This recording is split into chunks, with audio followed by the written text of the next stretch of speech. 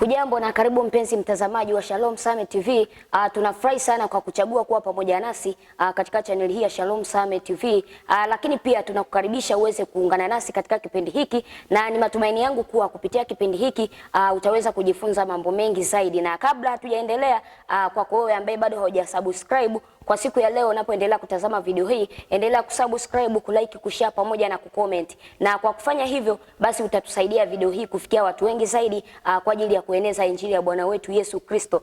Mimi ni Rose Jotham, afisa habari wa kanisa hili la TAG Shalom Christian Center, lakini kwa siku ya leo sitakuwa peke yangu, nitakuwa na makamu askofu wa jimbo la Kilimanjaro Kusini, lakini ni mchungaji kiongozi wa kanisa hili la TAG Shalom Christian Center.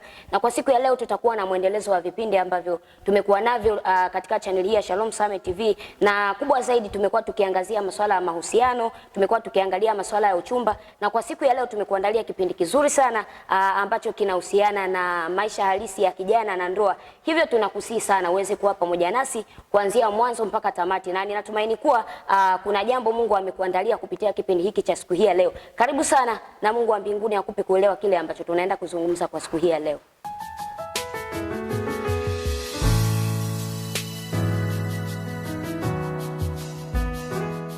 Mchungaji, Bwana Yesu asifiwe. Amina. Karibu sana kwenye kipindi chetu cha siku ya leo. Nashukuru sana. Habari za huko nyumbani utoka? Nyumbani kwema kabisa. Watazamaji wanatamani kufahamu kwa undani zaidi.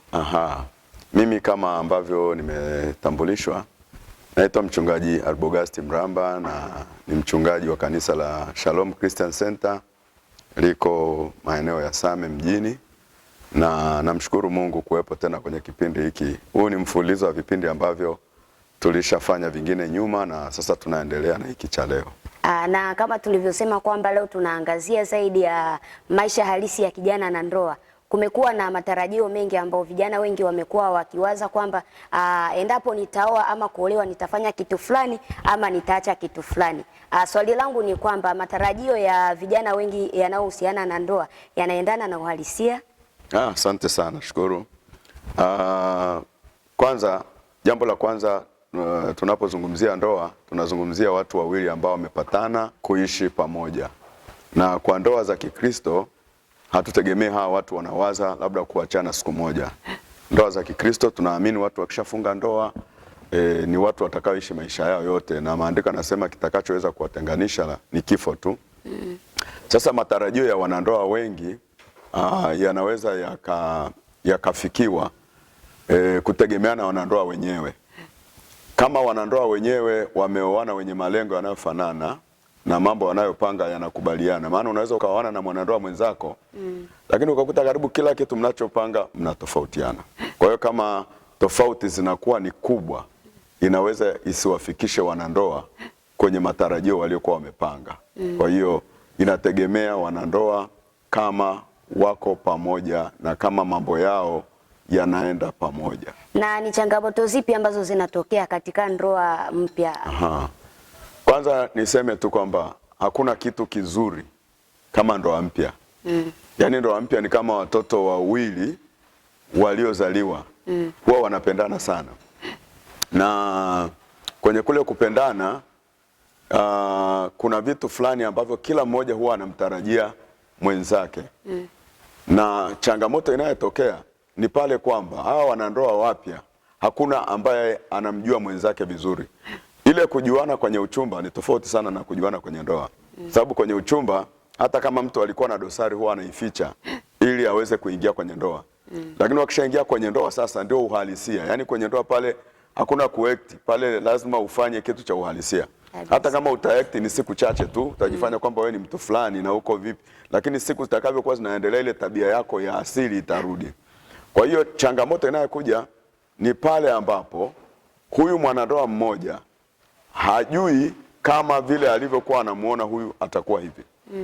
Na huyu mwanandoa haelewi kama huyu mtu kweli atanifaa kama ambavyo nilitarajia, na mimi nimeshaingia kwenye ndoa. Kwa hiyo pale mwanzoni kunakuwa na tatizo kwanza la kusomana, kujua kwamba mwenzangu ana tabia gani. Kwa hiyo hata wakati mwingine kuna kuwepo na tatizo la ndani kwamba ninachokifanya kinamridhisha mwenzangu. Je, hivi ambavyo ninamtendea anaridhika? Je, hivi ambavyo nimemjibu amejisikiaje? Hivi ambavyo nimemfanyia jambo fulani amejisikiaje? Je, matarajio ya mwenzangu juu ya kile alichokuwa anakiwaza au kile alichokuwa anakitarajia ameyaona kwangu? Kwa hiyo kunakuwa na hali fulani ya hofu juu ya maisha yale ya kuanza. Kila mmoja anamhofia mwenzake, kwa sababu pale ndio panakuwa na uhalisia wenyewe. Kwa hiyo inakuwa pia ni changamoto juu ya wanandoa wapya kuwa na uhakika na chochote anachokifanya.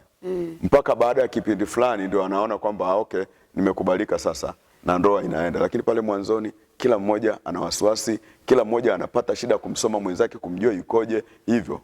Na mara nyingi nimekuwa nikishuhudia ndoa nyingi ambazo mwanzoni zinakuwa na amani, furaha inakuwa inatawala, lakini miaka michache baada ya ndoa, yani zinaanza kuwa na migogoro na hatimaye zinavunjika. Sasa kinachosababisha ni nini?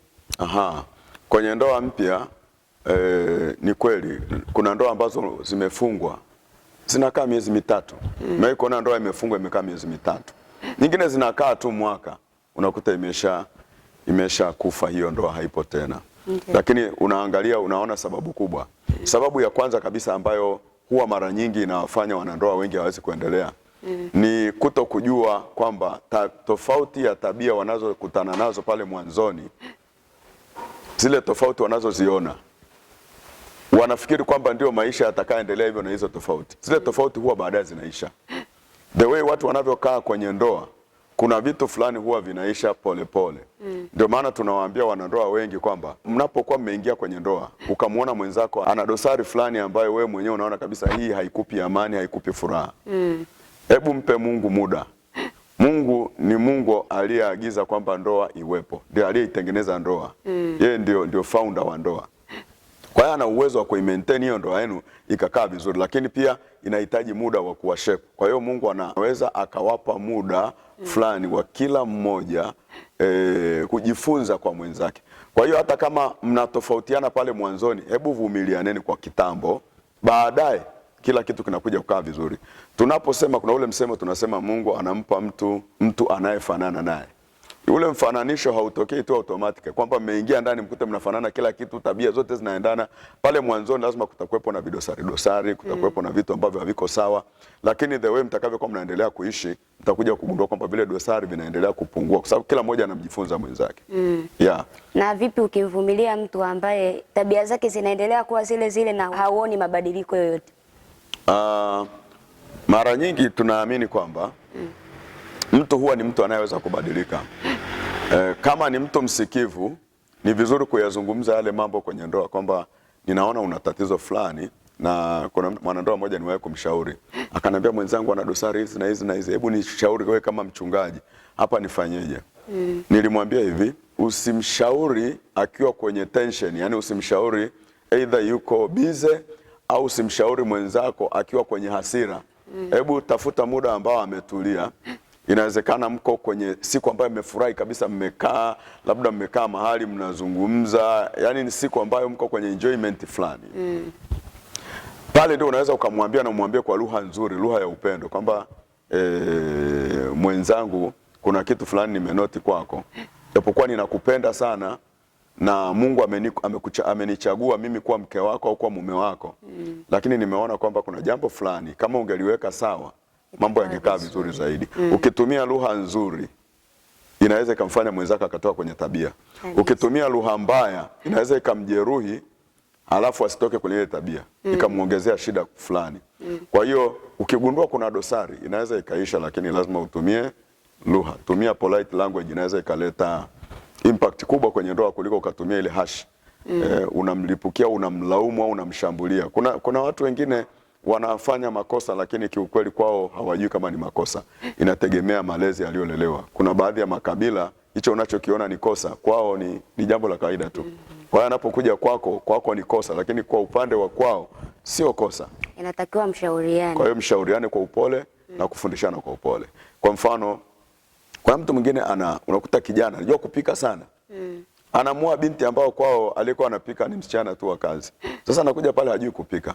Kwa hiyo pia unaweza ukamsaidia, kwani mwanaume kumsaidia mke wake kupika ili kumfundisha tu ajue kupika vizuri, kwani kuna shida gani? Hiyo ni dosari ndogo tu, na nataka niwaambie tu wanandoa kwamba dosari zinazoleta mambo makubwa au uharibifu kwenye ndoa wala sio kubwa, ni vitu vidogo vidogo tu. Vikijengwa, mtu analimbikiza vitu, anahesabu kwamba hapa alifanya hivi, hapa kuna alinichomea suruale, hapa alipika chakula kikazidi chumvi, hapa sijui alipika chakula alafu akaniaibisha mbele za wageni. Kwa hiyo unakuta ni vitu vidogo vidogo ya ambavyo vinakuja kuleta shida kubwa. Kwa hiyo kuelimishana, kufundishana ndio kitu cha kwanza cha kwenye ndoa.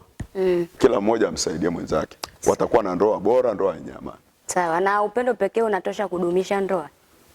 Tunaposema upendo ni neno pana sana. Lakini najua labda unazungumzia upendo ule ambao unawaunganisha katika kuheshimiana, kustahimiliana, kila mmoja kumhesabu mwenzake kuwa ni bora. In fact unatosha. Yaani kama watu wanapendana na kila mmoja anamstahi mwenzake, kila mmoja anachukuliana mwenzake, anamsamehe mwenzake anapokosea, wanapata muda wa kushauriana kwa upendo na unyenyekevu, upendo utaipeleka ndoa mbali sana. Lakini niongeze tu hapo kwa kusema ile tu kuheshimiana, kupendana, kutiana moyo na kusaidiana isingetosha tu peke yake. Lazima kuwe na vitu vingine ambavyo wanatakiwa wavifanye kwa sababu ya mahitaji. Yaani wanapokuwa hawana mahitaji yao ya msingi, unakuta upendo unaondoka. Mke anamuuliza mume wake kuna mahitaji, labda hakuna chakula, hakuna nini, mwanaume hana majibu. Kwa hiyo unakuta hata kama wangependana vipi, kama mahitaji ya msingi hayapo, unakuta tayari kunaanza kuleta shida kwenye ile ndoa. Kwa hiyo mimi ningesema pamoja na kupendana kwa aina zote, lakini wanandoa ni vizuri wakafanya kazi. Yaani wajitahidi kutafuta hela, kwa kifupi. Watafute hela. Na wale wanandoa ambao wana uwivu sana na wake zao, maana kuna mtu mwingine anaoa mke hataki hata atoke, hataki hata afanye shughuli yoyote, alafu unaweza ukakuta kipato cha huyu baba ni kidogo. Matokeo yake ile ndoa inaanza, hata kama mnapendana vipi, mnapendana hamna chakula, mnapendana hamna nguo, mnapendana mmezaa kitoto kimoja hapo hakina mahitaji. Kwa hiyo utakuta yale maneno na ile dhiki ya ndani ya kale ka familia kadogo kanakoanza, tayari kunaanza kuwa na hali ya kukosa amani, hali ya kukosa furaha. Kwa hiyo ule upendo unaanza kupungua. Kuna neno umesema kwamba mahitaji yale ya msingi yasipokuwepo basi upendo unaanza kupungua. Lakini mimi mara nyingi nimekuwa nikisikia kwamba endapo labda mwanaume au mwanamke asipokuwa na vitu fulani, labda akikosa yale mahitaji ya msingi, upendo ukaanza kupungua. Maana yake umempendea vile vitu ambavyo ulikuwa unamuona navyo. Kwa hiyo ikitokea kipindi ambacho vile vitu vitakosekana, lazima utaanza kumchukia, utaona kwamba hafai, wakati mwanzoni alipokuwa navyo ulikuwa unamuona anafaa. Unaweza kulizungumziaje hilo? Ndio maana kabla mtu hajaoa au kuolewa, ni lazima ajipime yeye mwenyewe kwamba huyu mtu anayenioa anaweza kuwa na madosari. Vile ninavyomuona anaweza kuwa hayuko hivyo. Je, nitakuwa tayari kumvumilia endapo nitaingia kwenye ndoa na nikakuta kweli hayuko hivyo? Sasa watu wengi wanakurupuka. Yaani mtu, ndio maana hata ukimuona ni mwembamba, umempenda mwembamba, ujue kuna siku atanenepa. Utakubali kuchukuliana naye? Umempenda huyu kijana ni yuko slim au ni bonge, kuna siku atakonda. Kama ni bonge, kuna siku atakonda. Ni slim, kuna siku ataota kitambi. Utabebana, utaweza kuvumilia na hicho kitambi chake? Kwa hiyo hivyo vitu ambavyo ni matarajio, lazima mwanzoni uanze wewe mwenyewe. Wewe mwenyewe uanze kukubali kwamba chochote kitakachotokea nitakapoolewa na huyu mwanaume, niko tayari kubebana nacho. Na chochote nitakachokikuta kwa huyu mwanamke, niko tayari kukabiliana nacho. Usipofanya hivyo, ukaenda kule ukakuta kuna vitu tofauti tofauti, ndio matokeo yake unakuta ndoa inaanza kuwa ya hovyo. Lakini kama utakubaliana na hali na utatafuta solution ya chochote kinachotokea kwenye ile ndoa ni ndoa nzuri sana. Na mimi nataka niwaondolee hofu vijana ambao wanaingia kwenye ndoa, wasiogope hizo changamoto, huwa zinaishaga. Baadaye mnakuja kuishi maisha ya kawaida, maisha mazuri tu. Na kuna makosa mengi ambayo yanaweza yakatokea kwenye ndoa na unaweza kujikuta unayafanya lakini hujui kama unakosea. Hivyo swali langu ni kwamba ni makosa gani ambayo wanandoa wanaweza kufanya bila wao kujua kama ni kosa? Makosa mengi ambayo wanandoa huwa wanayafanya ni yale ambayo kwenye familia alikotoka yalikuwa ni maisha ya kawaida, lakini anapokuja kwenye ndoa anamkuta mwanandoa mwenzake naye alikuwa na maisha tofauti ya kawaida. Kwa hiyo watu kama hao anapoingia kwenye ndoa, yeye hajui kama kuna shida, kwa sababu kuna maisha alikuwa ameyazoea huku nyuma, huko alikotokea. Alizoea kwamba kwetu tukiamka labda tunalala mpaka saa 2 ndio kumekucha saa 2. Mwenzake huko huyo upande wa pili wao wamezoea kuamka saa 11. Kwa hiyo anapokuja kukuta mke aliyemuoa labda anaamka saa 2, akianza kumshambulia kwamba mbona unalala sana, huyu haoni kama kuamka saa 2 ni tatizo, kwa sababu kule kuamka saa 2 ni kawaida. Lakini pia kuna vitu vingine ambavyo ni tabia ambazo wakati mnachumbiana mlikuwa hamjui. Kwa hiyo zenyewe hamwezi kutambua kwamba ni shida, kwa sababu maisha yangu niliyokuwa naishi labda huko nyuma kabla hatujaoana, siwezi kujua kwamba ni kero kwa mtu ambaye nitakaa naye. Kwa hiyo ile inaweza ikawa ni shida, lakini ni tabia zilizojificha ambazo huwa zinajifunua tu hawa wanandoa wawili wanapokuwa wako pamoja. Na fedha ina nafasi gani katika kubomoa ama kujenga ndoa? Asante kwa swali zuri. Kama mnavyofahamu, kwenye ndoa fedha lazima itakuwa ni sehemu ya maisha, kwa sababu matumizi mengi yanahitaji fedha. Okay.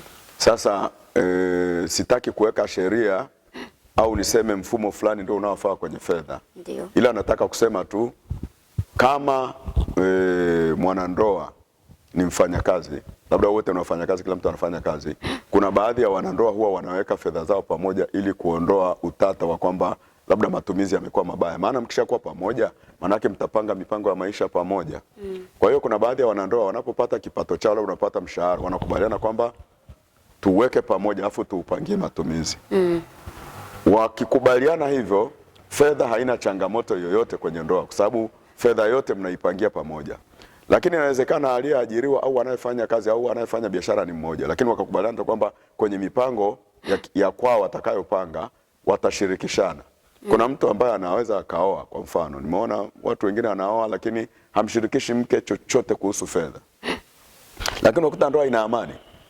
Lakini kuna mwingine ambaye asiposhirikishwa ndoa inaleta shida. Kwa hiyo ni vizuri wanandoa wenyewe waangalie ni kipi kinacholeta amani, kwa sababu tunataka ndoa iwe na amani. Kama baba au huyu mwanaume akiwa na zile fedha na akawa ana control matumizi yote, mama ana amani na haimsumbui, hatutaki kusema iwe vinginevyo. Waende na mtindo huo. Lakini kama baba akitaka kuhodhi hela na hataki mama ashiriki, na huyu mke wake anataka ajue kinachoendelea, ni vizuri huyu mume, kwa sababu alimwamini mpaka akamuoa, waweke mambo pamoja. Kuna baadhi ya ndoa nyingine ukuta mwenye kipato labda ni mwanamke, na mara nyingi wanawake wamekuwa wakishambuliwa sana kwamba mwanamke akiwa na kipato kikubwa huwa hawaheshimu waume zao na wanawanyanyasa kwenye mambo ya ndoa. Lakini mimi ningesema tu kwamba kama wewe mwanamke umekubali kuolewa na una kipato kikubwa, mume bado anabaki na heshima zake tu. Yaani mume ndio kichwa cha nyumba. Kwa hiyo kaeni pamoja, mkubaliane kwamba matumizi ya fedha yanakaaje ili kuifanya ndoa iwe na amani kupitia mambo ya kipato cha fedha. Lakini jambo la mwisho ambalo ningelisema katika mambo haya, ningesema tu ni vizuri basi wewe mwanandoa unapoingia kwa mwanandoa mwenzako, kwa sababu kuna mwanandoa mwingine labda ni mwanamke ameingia kwa kijana ndoa mpya. Sasa anapofika kule anategemea kwamba vitu alivyokuwa anapewa labda akiwa mchumba, akiingia kule atakuwa anapewa vitu zawadi, akafika kule unakuta hamna, vimeishia hapo. Sasa pale ni maisha halisi, unatakiwa ule ugali na mboga za majani, ndio maisha yameanza, kwa sababu huyu mkaka anatamani sasa naye kuanza kutafuta maisha. Ukifika pale usianze kumtesa kwamba mbona ulikuwa unanipa hiki, mbona ulikuwa unanipa hivi, sasa hivi mbona sasa hivi hunipi, sasa hivi. Pale ndio uhalisia wa maisha. Ile kule ilikuwa ni invitation tu kwamba sasa nakutaka uje kwangu. Umeshafika sasa, uhalisia ndio huu. Tule kilichopo. Kikiwepo mtakula, hakipo Mungu ataleta mlango mwingine. Kwa hiyo wengine wanaanza kushambulia, wengine hawaridhiki. Lakini mbali na hilo, kuna mwanandoa anaweza kuingia kwenye ndoa, akifika sio mtumiaji mzuri wa fedha. Kwa hiyo yule mwenzake akimpa fedha anazitumia vibaya. Kwa hiyo inafika mahali tayari shida inaanza kwenye mambo ya kipato. Kwa sababu anajua huyu nikimpa hela, mdada anapewa hela za kwenda kununua vitu sokoni. Yeye anatenga hapo na ya kwenda kununua kiatu, anatenga na ya kwenda kununua kitenge. Kwa hiyo unakuta mezani chakula kinapokuja sio kile alichoambiwa. Anaficha vihela kwa ajili ya matumizi mengine. Ndio vizuri kuwa bayana kwamba kama hela hii imetengwa kwa ajili ya kitu fulani, ifanyie hicho kitu ili kuondoa shida kwenye mambo ya kipato. Kwa sababu mume wako akifika mahali hakuamini, ndio ile hela inaenda kuhesabiwa huko nje, inaenda kuhesabiwa chooni kwa sababu hamuaminiani. Lakini kama mnaaminiana na mnapanga mambo yenu pamoja, hela ikiwepo, mume au mwanamke huyo ambaye umemwoa labda ana kazi, labda wewe ni kijana, hawezi kuficha. Sawa. Yeah. Na wazazi ama ndugu wana nafasi gani katika ndoa ya watoto wao? Wazazi wana nafasi bado, kama walezi wanaweza wakawasaidia, lakini tunatoa tahadhari tu kwa wazazi kwamba sio vizuri vijana wakishaoana kuingilia ndoa yao kama hawajakushirikisha, maana ile tayari ni familia na ni watu wazima wale. Kwa hiyo ikiwa wameoana tuwaache, ila wakitokea wametaka ushauri kwako, basi unaweza ukawashauri. Lakini pia kwenye ule ushauri unaotoa usiwe bias. Unakuta labda kama wewe ndio mwenye binti unashauri, lakini unamtetea binti wako tu. Kama wewe ni kijana unashauri, lakini unamtetea kijana wako tu. Hapana, yani shauri kama watoto wako wote, kama wewe ni mzazi. Na usifanye hivyo kama hawajakuambia wanahitaji ushauri wako. Pale wanaposema tunahitaji ushauri, wewe kama baba au kama mama unaweza ukashauri. Lakini nimeona ndoa nyingine ambazo unakuta labda baba baada ya kuoana, baba mkwe amekuja au mama mkwe amekuja kwenye ile ndoa. Wakifika pale sasa ndio wanataka, sasa wengine wanaweza kuja wote. Anakuja upande huu na upande huu. Alafu wakifika pale unakuta kila mmoja anamtetea mtoto wake pale. Hicho kitu ni kitu kibaya, na mimi nawaza wazazi waache kuingilia ndoa za watoto wao. Na hata hivyo labda kutokea kesi ambazo hizo hazina jinsi, lakini si vizuri sana kwa wazazi kwenda kukaa wazazi wote wawili meenda kukaa kwa kijana ambaye ndo ameoa tu ndoa mpya. Ameshakuja mama mkwe, ameshakuja baba mkwe, wote wako pale. Labda kama kuwe hakuna namna, lakini kama kuna namna ni vizuri tukawaacha hawa vijana wakaenjoy maisha yao. Na sasa wazazi wengine wanapofika kwenye ile, wanapoenda pale, wakifika pale wanaanza kugombana wenyewe pale, lakini wanaanza kuwagombanisha wale wanandoa. Kwa hiyo ndoa inakuwa haina amani. Lakini kuna wengine ukuta ameenda mzazi wa upande mmoja tu. Yule mzazi ndo anataka kucontrol kila kitu. Ataka kujua nini kinachoendelea hapo ndani. Ataka kujua mwanamke huyu amepikaje, mbona hajakupika chakula kizuri. Kwa hiyo saa nyingine wanaleta collision kwenye ndoa. Ndoa inakuwa haiko stable. Kwa hiyo tunawaasa wazazi kuwa makini na kuwa na tahadhari kabisa kuhusu mambo ya ndoa. Nitoe mfano wa ndoa moja ambayo niliona. Kijana akirudi akitoka kazini anapitia kwa mama yake mzazi, anakula chakula huko. Akirudi anamkuta mke wake amepika chakula, anamwambia nimeshiba. Umeshiba kutoka wapi? Nimekula kwa mama. Kwa hiyo ile ndoa inakuwa under control ya mama mkwe. Hivyo vitu ni vitu vya kuepuka, vimeharibu pia ndoa za watu. Tuwaache watoto waanze maisha yao, ila tuwashauri tu, na tukiwashauri wakiwa na misimamo yao pia tuwaache waendelee na maisha yao. Yeah. Lakini kuna wanawake ambao unakuta hakuna kinachowatenganisha, lakini wenyewe wanatengana na mama mkwe, hawapatani kabisa. Una ushauri gani kwao? Unakuta labda binti ameolewa kwa mumewe, ameshaolewa tayari, alafu hampendi labda mama yake na kijana. Si ndio? Yes. Au unakuta kijana hampendi mama yake au baba yake na binti. Hilo nalo ni tatizo. Ni vizuri sana vijana mnapooana mjue kabisa kwamba wazazi wapo. Na kama wazazi wapo bado tutahitaji kuwaheshimu, tutahitaji kuwasaidia, tutahitaji kutaka ushauri kwao pale ambapo tunaona kuna mambo ambayo wanaweza kutushauri. Na tusiwachukie. Na unajua kumchukia mzazi kwa sababu sio baba yako au sio mama yako, au yani pande zote, unapomchukia mzazi wa mwenzako ile sio sawa. Kwa sababu unapomuona huyo mke wako mzuri au mume wako kijana ambaye Mungu amekupa mzuri, ujue kwamba alitokea kwa hao wazazi. Kwa hiyo ni vizuri kujenga mahusiano nao mazuri. Ni kweli hatusemi kwamba wote wanaokosana na hao wakwe wao wana makosa kama bwana na bibi harusi. Unakuta baadhi ya wazazi pia ni kero. Kwa hiyo unakuta huyu binti anaona sasa hii ndoa ili kuinusuru, huyu mama mkwe hafai kabisa kushiriki chochote kwenye ndoa yangu, maana ananiharibia kila kitu. Na huyu kijana naye anaweza kuona huyu mama mkwe huyu nimeoa kweli, lakini ninavyomuona huyu ataniharibia. Kwa hiyo unakuta saa nyingine kuna kuwepo na shida. Kwa hiyo ndio maana tunasema wazazi wawe macho kuona kwamba hii ni ndoa na tuiheshimu.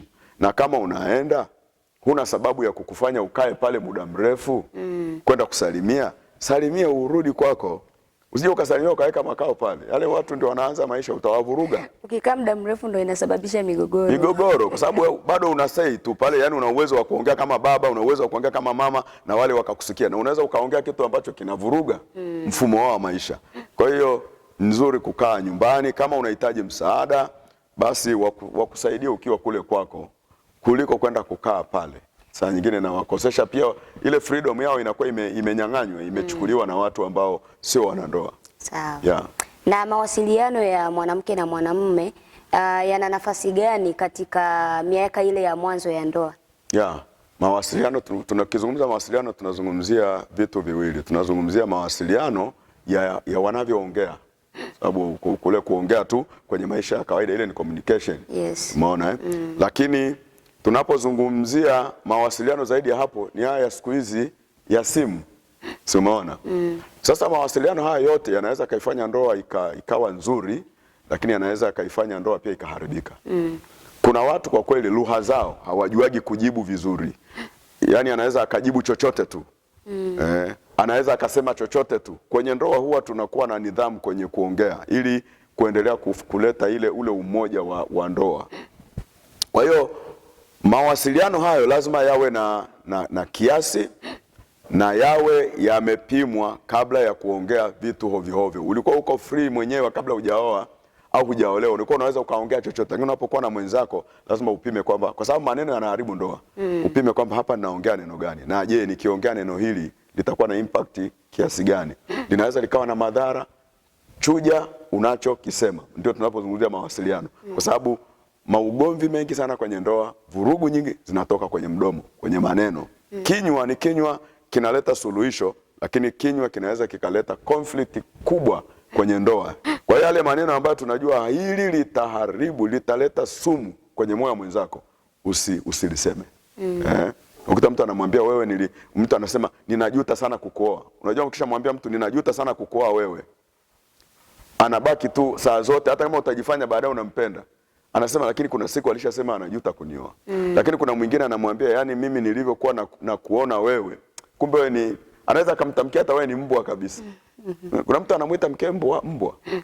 Sasa kama unaishi na mbwa, huyo mbwa atakuwa kweli anakufaa kuwa mke?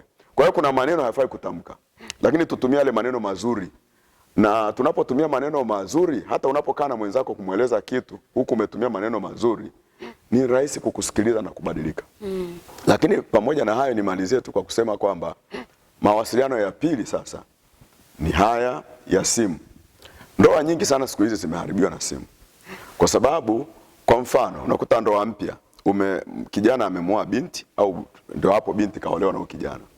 Wameingia wamekula honeymoon. Normally honeymoon inakuwa ni mapumziko ya siku 3-4. Unakuta watu sasa wanarudi kwenye maisha halisi. Wakisharudi kwenye maisha halisi, unamkuta yule kijana amekaa na simu, binti amekaa na simu. Muda wote kila mtu yuko kwenye simu. Na hata wakati mwingine mimi nimeona kwenye ndoa, mume anamuuliza mtu kitu. Tena ndoa nyingine zimekaa muda mrefu tu.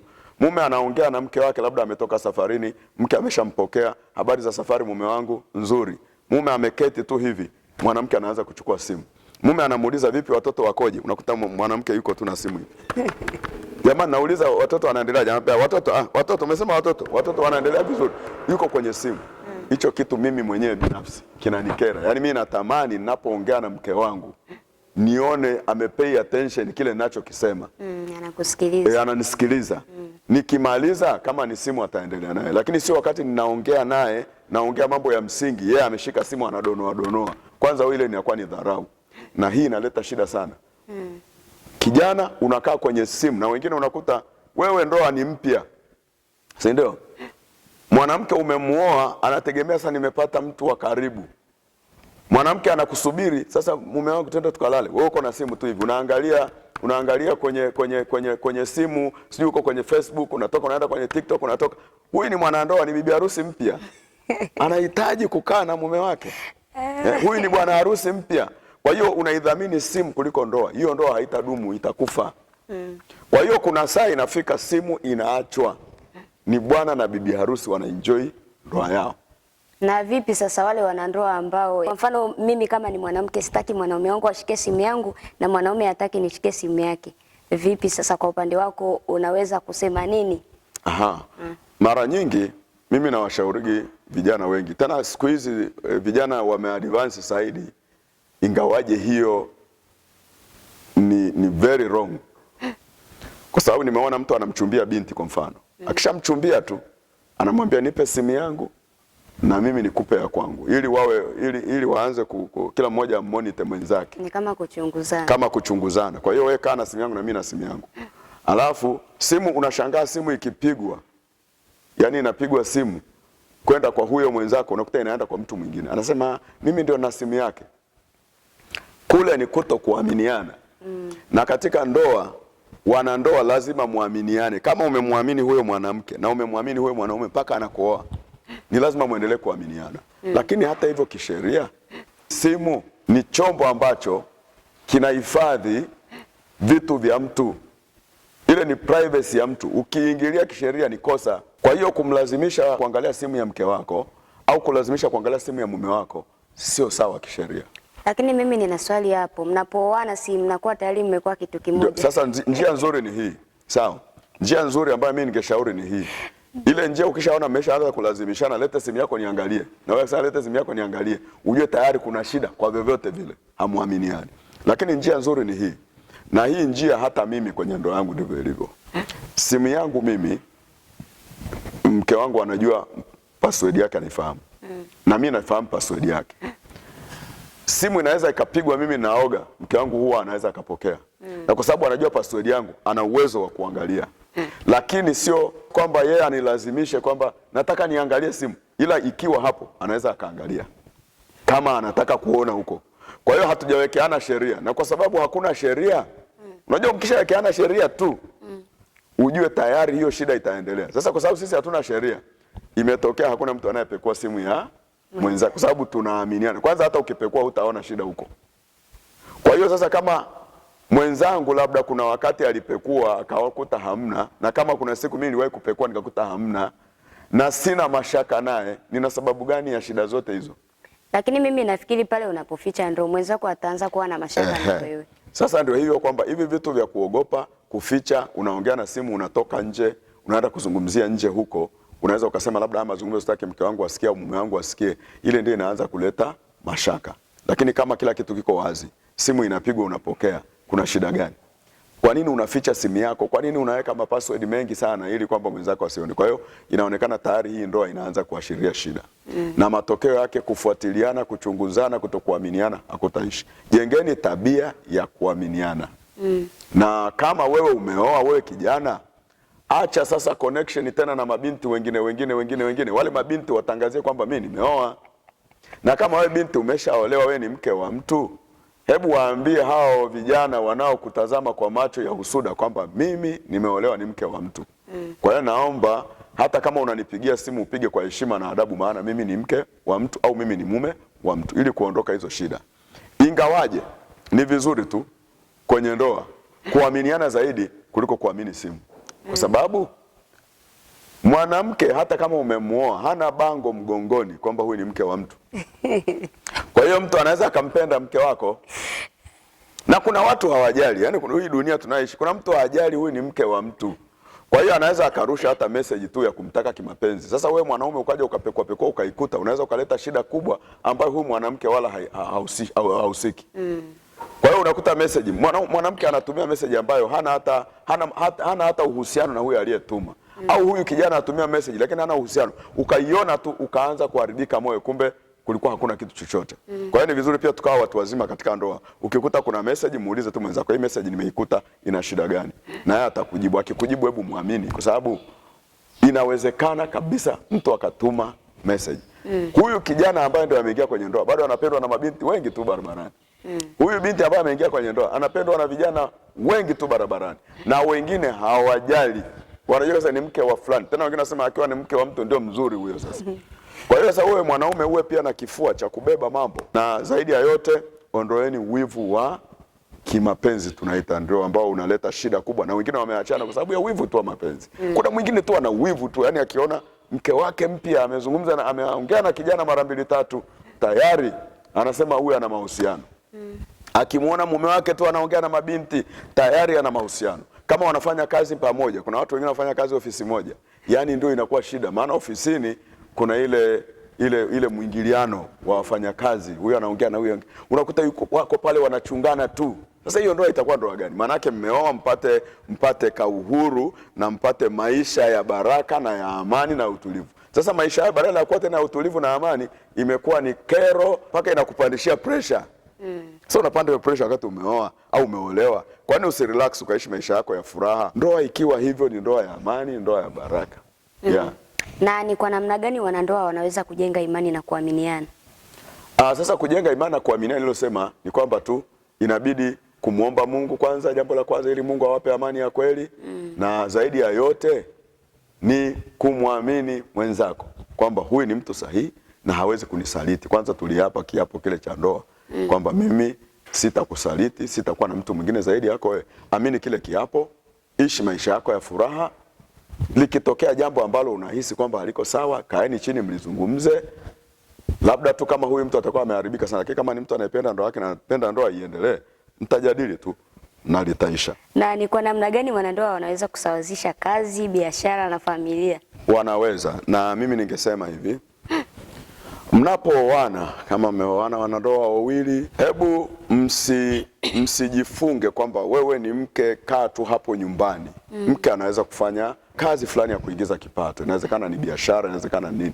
Haya yote ataifanya ile ndoa yenu iweze kuwa ndoa yenye kipato, ili mahitaji yenu yasiwe mahitaji ya shida. Kwa hiyo inawezekana kabisa mwanamke akafanya kazi, mwanaume akafanya kazi, na wote mkazalisha na mkaleta kile mlichozalisha na mkafanya vitu vya maana, mkajenga, mkaboresha maisha yenu na maisha yakaendelea.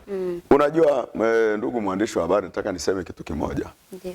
Unajua tunapoingia kwenye ndoa, wakati mwingine tunafika alafu tunakuta kuna vitu fulani hivi ambavyo ndio kama hivyo. Unamkuta mwanaume ana wivu kuliko maelezo.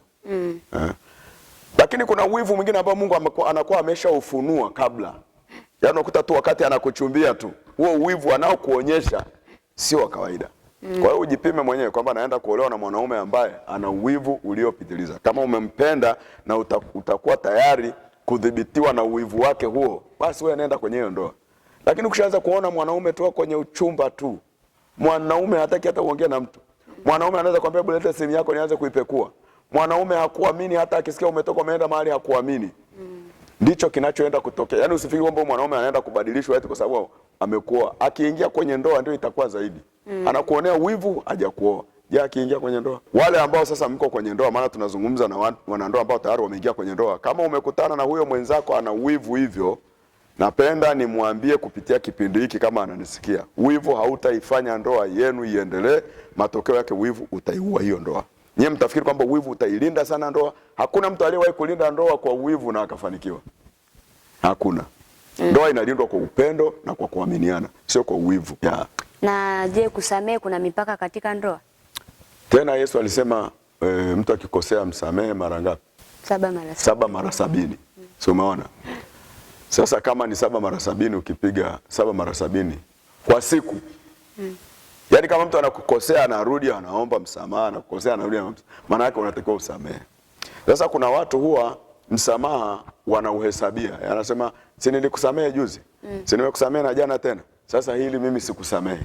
Sasa hilo sio Biblia, sio andiko, sio neno la Mungu. Kwa hiyo msamaha kwenye ndoa ni kitu cha muhimu na ni kitu kinatakiwa kiwepo sana. Maisha ya ndoa ni maisha ya kila siku na hakuna mtu asiyekosea. Mara nyingi nimekuwa nikiona kuna ndoa ambazo zina furaha na amani, na ninaamini kwamba hata ndoa yako itakuwa na furaha na amani. Sasa nilitamani kujua ni nini siri ya ndoa yenye furaha na amani ya muda mrefu? Kitu cha kwanza, kama nilivyotangulia kusema, ndoa yenye furaha na amani, kitu cha kwanza, wanandoa wanatakiwa wanamuomba Mungu kwa habari ya ndoa yao. Mungu awe kitu cha kwanza. Watu wengi wanapambana sana wenyewe. Ndugu zangu, hauwezi. Kuna vitu viko nje ya ninyi, vina uwezo mkubwa kuliko ninyi. Na sasa hivyo tunamwambia Mungu kila kunapokucha, kila tunapoamka, ombea ndoa. Ndoa yenu iwe na amani, iwe na utulivu. Jambo la kwanza hilo. Jambo la pili, jengeni tabia ya kuaminiana. Muamini mkeo, muamini mume wako. Muombee atokapo aendapo kazini, muombee akirudi. Jambo lingine ambalo mnaweza mkafanya, msikae muda mrefu bila kukaa pamoja kujadili juu ya ndoa yenu, juu ya maendeleo yenu, juu ya mipango yenu, ili muijadili kwa pamoja. Ukipewa nafasi ya kuwashauri wanandoa wapya, unaweza kuambia nini kwa siku hii ya leo? Mimi ningeshauri wanandoa mambo kama mawili au matatu. Karibu. Jambo la kwanza, huyo mwanandoa uliye naye hujazaliwa naye. Hujui amekuwa kwa malezi ya aina gani. Anapokuja kwako, ana tabia za huko kwao. Hebu mvumilie, hizo tabia zitaondoka moja baada ya nyingine, kwa sababu ameunganishwa na mtu mwingine, na baada ya muda hizo tabia zitaisha. Hilo ni jambo la kwanza. Jambo la pili, kwa wanandoa ambao wako kwenye ndoa, wasiache kama nilivyosema kukaa pamoja, kuzungumza, na kukitokea kitu chochote wasianze kununa. Kila mtu ananuna. Kununa hakuleti suluhisho kwenye ndoa. Nimeona watu kwenye ndoa kunapotokea tofauti, huyu mwanandoa haongei na huyu mwingine haongei, watu wananuniana tu. Mwanaume anatoka hajaongea na mkewe asubuhi, mwanamke anatoka hajaongea na mume wake. Wanarudi, chakula kinabwagwa hapo, hakuna mazungumzo, kila mtu anamnunia mwenzake. Kununa hakuleti suluhisho. Zungumzeni, muondoe tofauti zenu, ili ndoa yenu iendelee kuwa baraka. Jambo la mwisho ambalo ningesema, msiache kuomba pamoja ili kuharibu kazi za shetani zinazoweza kuingilia kwenye ndoa yenu na kuivuruga na kuifanya sio kitu. Mashetani hawapendi watu wakae pamoja. Wangelipenda watu tu waishiishi tu hovyo hovyo. Lakini kwa sababu tunamtegemea Mungu, ombeni. Kiomba, Mungu ataifanya hiyo ndoa ikae vizuri. Ninashukuru sana kwa maelezo yako, lakini kuna ndoa ambazo zimekuwa na changamoto. Nilitamani kabla hatujafunga kipindi chetu ungeomba kwa ajili ya wale wanandoa ambao wanapitia changamoto mbalimbali katika ndoa zao. Sawa. Ninajua ni kweli kuna wanandoa ambao wanapita kwenye changamoto, wamejitahidi kwa uwezo wao. Ndiyo. Lakini changamoto zina shida. Sasa nakwenda kuomba kwa ajili ya wanandoa wote ambao ndoa zao zimekosa utulivu, zimekuwa kama mawimbi ya bahari yaliyochafuka. Wewe mwanandoa ambao unanitazama popote, huenda unapita kwenye shida kubwa, unajuta kwamba kwa nini niliolewa, kwa nini nilioa. Yaani una majuto moyoni na unaona kabisa uliyemuoa sio sahihi na aliyekuoa sio mtu sahihi. Nataka niombe kwa ajili ya ndoa yako. Mungu hajawahi kushindwa na jambo lolote. Ana uwezo wa kuirejesha ndoa yako ikarudi na ikakaa vizuri. Hebu pale ulipo sasa tuungane pamoja na mimi napokwenda kuomba kwa ajili ya ndoa yako. Mungu wetu na Baba yetu, ninaomba kwa ajili ya mtazamaji anayenitazama ambaye ndoa yake inapita kwenye changamoto, inapita kwenye vita, inapita kwenye mashindano ya adui, haina utulivu, imekuwa kama bahari iliyochafuka. Ninatangaza katika ulimwengu wa roho ya kwamba ndoa hiyo katika jina la Yesu ikasimame, ikawe ndoa yenye utulivu, ikawe ndoa yenye baraka kwa jina la Yesu. Ninawabariki hawa wanandoa kuanzia leo. Kama shetani umenyoosha mkono wako kuwagawa, ninawaunganisha katika jina la Yesu. Hiyo ndoa ikawe na utulivu, hiyo ndoa ikawe na baraka, hiyo ndoa ikasimame tena, na machafuko kwenye hiyo ndoa yakanyamazishwe kwa jina la Yesu. Pokea utulivu kwenye ndoa yako, pokea baraka kwenye ndoa yako, na uwe na amani kwenye ndoa yako katika jina la Yesu. Amen.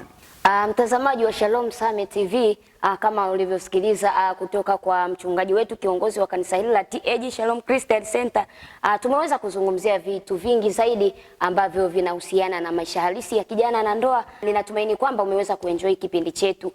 Tunasema asante kwa kuendelea kutufuatilia kuanzia mwanzo mpaka tamati. Hivyo tunakusihi sana kwa vipindi vinavyoendelea, endelea kusubscribe kama bado haujasubscribe, endelea kulike, kushare na usiache kucomment, na itakusaidia wewe na itatusaidia sisi video hii kuweza kuwafikia wengi, na itaweza kuwasaidia kuishi maisha ambayo yanafundishwa katika vipindi vyetu ambavyo tunaendelea kurusha katika chaneli yetu. Na usiache kuwatumia ndugu jamaa na marafiki ili na wenyewe waweze kupata masomo haya mazuri. Mimi ni Rose Jotham, ni afisa habari wa kanisa hili la TAG Shalom Christian Center, lakini sikuwa peke yangu, nilikuwa na makamu askofu wa jimbo la Kilimanjaro Kusini, lakini ni mchungaji kiongozi wa kanisa hili la TAG Shalom Christian Center, na nyuma ya kamera yupo Avelini Protas. Kwa leo hatuna la ziada, tunakutakia wakati ulio mwema na Mungu wa mbinguni akubariki sana.